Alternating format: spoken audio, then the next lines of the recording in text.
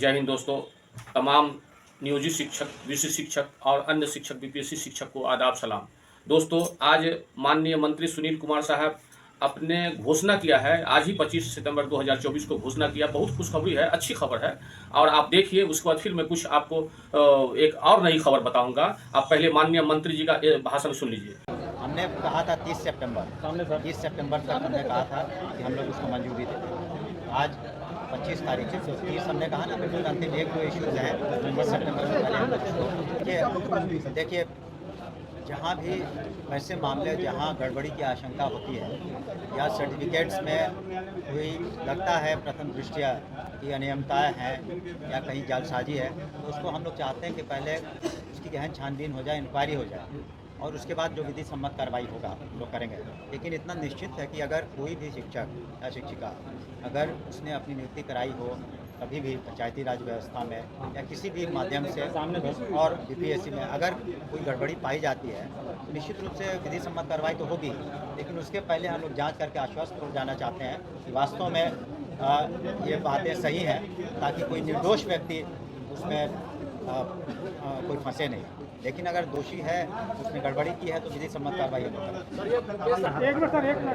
वो बिल्कुल। आप सभी को नमस्कार।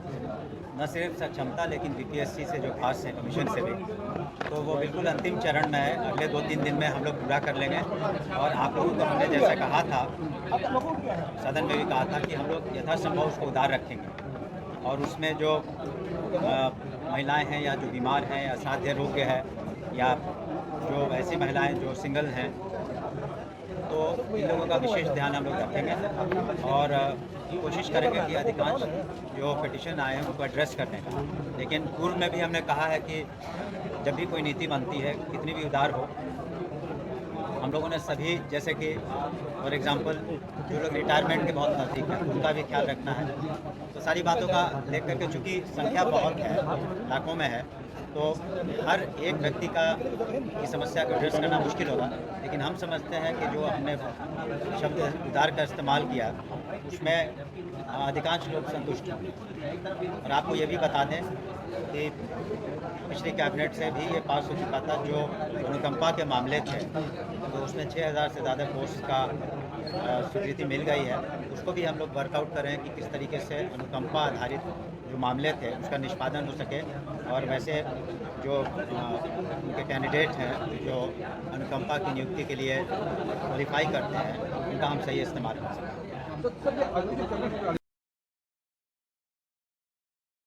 तो आपने सुना माननीय मंत्री जी का।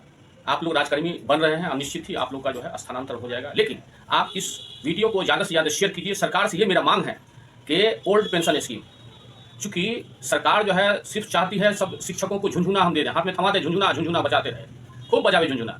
लेकिन माननीय मंत्री जी और माननीय मुख्यमंत्री जी, मैं इस सोशल मीडिया के माध्यम से आपको अवगत कराना चाहता हूं कि आप 5 साल के लिए जीतते हैं, 5 साल के एमएलए बनते हैं, एमपी बनते हैं, और आपको ओल्ड पेंशन स्कीम मिल रहता है। नहीं, मैं सोशल मीडिया के माध्यम से कहना चाहता हूं कि आप जितने भी शिक्षक शिक्षिकाओं हैं, आप सभी को ओल्ड पेंशन स्कीम दीजिए। चूंकि ये लोग वृद्ध होने के बाद इन लोगों को दवा है और भी मेडिसिन है, बहुत सारा काम है, ये बुढ़ापा का एक सहारा है। और आप सौतेला व्यवहार मत कीजिए। आप अपने लिए ओल्ड पेंशन स्कीम, अपने एमएलए एमपी और राज्यसभा मेंबर एमएलसी के लिए ओल्ड पेंशन स्कीम, और शिक्षक शिक्षिकाओं को जो है ये ओल्ड पेंशन स्कीम का लाभ नहीं देते हैं, ये गलत बात है। ये अनुशासन ही देश को महान बनाता है। आप शिक्षक शिक्षिकाओं के साथ न्याय दीजिए। और एक और मेरा मांग है कि जितने भी शिक्षक शिक्षिकाओं हैं, उसको 65 वर्ष तक उसको पढ़ने का और उसका नौकरी रहना चाहिए, मेरा एक मांग है। दोस्तों, मैं अब अपनी बात को विराम देता हूं। आप हमारे इस वीडियो को ज़्यादा से ज़्यादा शेयर कीजिए। जय हिंद, जय भारत।